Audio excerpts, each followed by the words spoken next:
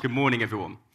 Last summer, we at Absolute Radio announced the launch of the Absolute Radio account, and today I'd like to share with you the reasons for that launch and why we think asking listeners to log in and listen points to the future of commercial radio. In November last year, research conducted by Sociable Labs indicated that half of all visitors to e-commerce sites were logged into Facebook at that very moment.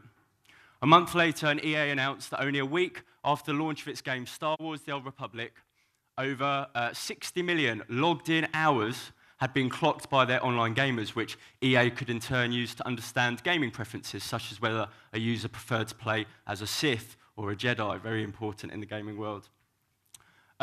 Whether it's social media, gaming, retail, or banking, our online lives continue to be influenced by information mined from registration data and logged-in behavior. And it's this data which will form the foundation of any media brand hoping to support its future business through an ad-funded model. One music brand that's been particularly good at using logged-in information for mutual consumer and commercial benefit is Pandora. Click, click. If you're not aware of Pandora, Pandora is a US automated music recommendation platform that improves future song selection based on positive or negative user feedback. When it launched on the New York Stock Exchange in June last year, it was valued at $2.6 billion. And since then, it's gone to grow to account for over 4% of total US listening. So why was Pandora valued so highly? Well, I think it can be attributed to three things.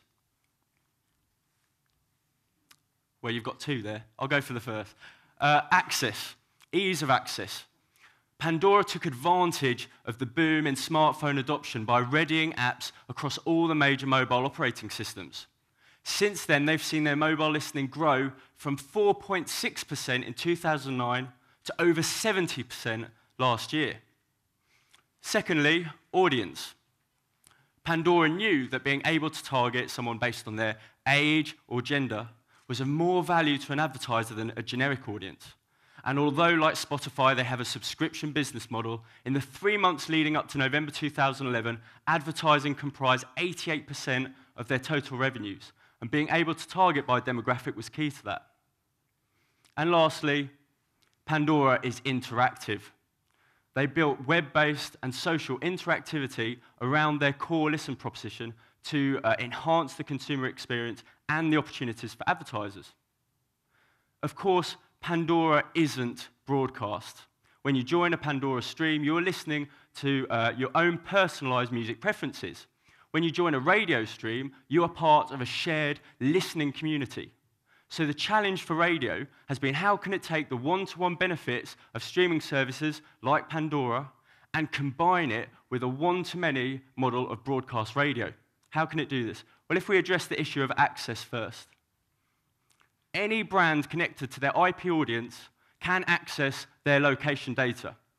Absolute Radio, you can see here, we can access total active sessions in real time at any given moment across the whole world. And this is a snapshot of Christian's show the other day in London and the Southeast. And at each data point, we can ascertain session length, device, and the particular app that someone is using. But we don't just have to do it for total sessions. We can also isolate specific apps, like the Live Score app, so we can understand consumption patterns on match day, such as the Arsenal versus Bolton game at the Emirates Stadium, or the Manchester derby, which ended particularly badly for United. I remember that day. Being able to target users based on active location is incredibly important. But if radio is to truly realize the ambitions of brands like Pandora, then it also needs to address the issue of audience. It needs to be able to target by demographic. In the case of what we're doing at Absolute Radio, this led to the formation of the Absolute Radio account. On the right there, it lists a series of benefits for the user to incentivize them to share their information with us. Higher quality audio, less ads, so typically you might receive only 2 ads in an ad break instead of a possible 6, and real-world rewards. When we launched this in the summer, we set a public benchmark of 100,000 registrations by the end of the year. And I'm pleased today to be able to tell you that by December the 31st, we'd achieved 108,000 registrations. Since then, we've rolled that out onto mobile. And in that time, we've seen registrations, weekly registrations on mobile, surpass that of desktop. Last week, we had 13,000 new registrations. 10,000 of those alone were from the iPhone. This is in part due to a series of new installations, app installations over Christmas. In December, we had 505,000 new installations and updates, which led to our highest ever weekly active mobile figure of 124,000 mobile users. So when we have these people logged in, registered, what happens next? Well, we term these people smart streamers. And it's to these smart streamers that we can start to deliver a bespoke ad log. And I'll show you how this works now. The user will log into Absolute Radio, hopefully in a moment. Maybe they won't.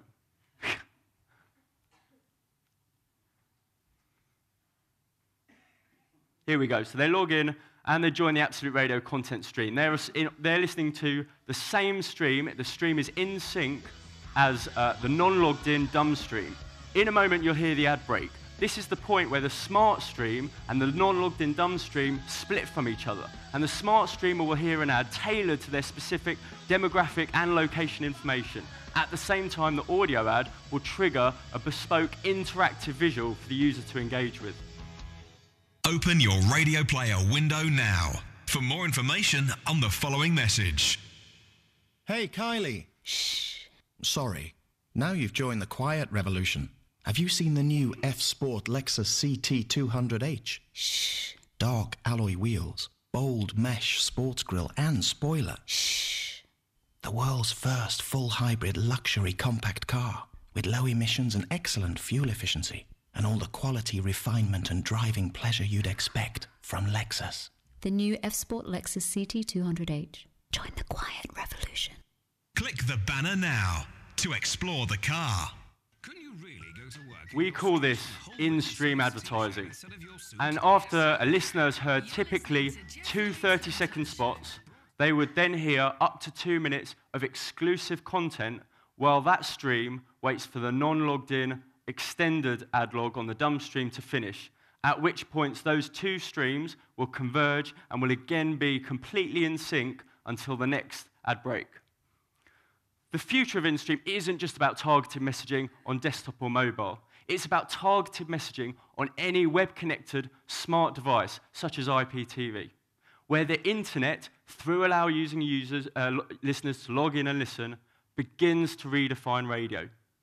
In-stream finally allows for a one-to-one advertising stream to be brought together with a one-to-many broadcast radio stream, ensuring that a traditional medium can continue to thrive in a digital age.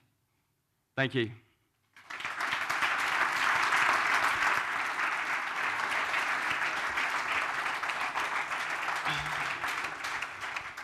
I feel like Westlife up here.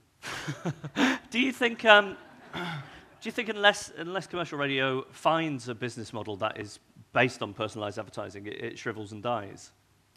No, I mean, at the moment, and I suppose this could be linked, we get a lot of questions about whether in-stream's going to replace airtime, and the fact is absolutely not. I mean, just from a business point of view, airtime still accounts for the lion's share of our business, and from a brand's perspective, it remains an incredibly important vehicle to deliver a message to a wide audience. I think if we're asking about is in-stream going to somehow threaten airtime, then that's actually a misconception of what the two things are. Airtime is all about scale, mass reach. In-stream is all about targeting, and it's not meant to replace airtime, they're meant to complement each other. It's very similar, actually, compared to, I think when VOD and pre-roll first emerged into the market, a lot of TV buyers were saying, is pre-roll going to cannibalize TV airtime? And time has shown that actually that's completely not the case, and both from a content and a commercial perspective, those two have complemented each other, and ThinkBox have done numerous studies on it. And that's exactly the same as what I think will happen here. In-stream isn't meant to replace airtime, it's meant to enhance it. And actually, just while I made TargetSpot, a company in the US, they've just conducted a bit of research, where they looked at adding a targeted digital audio ad to an existing airtime campaign. And they actually found that doing that increased response rates by 3.5 times. So the two are there to support each other. Great, thank you, James Wigley. All right, thank you.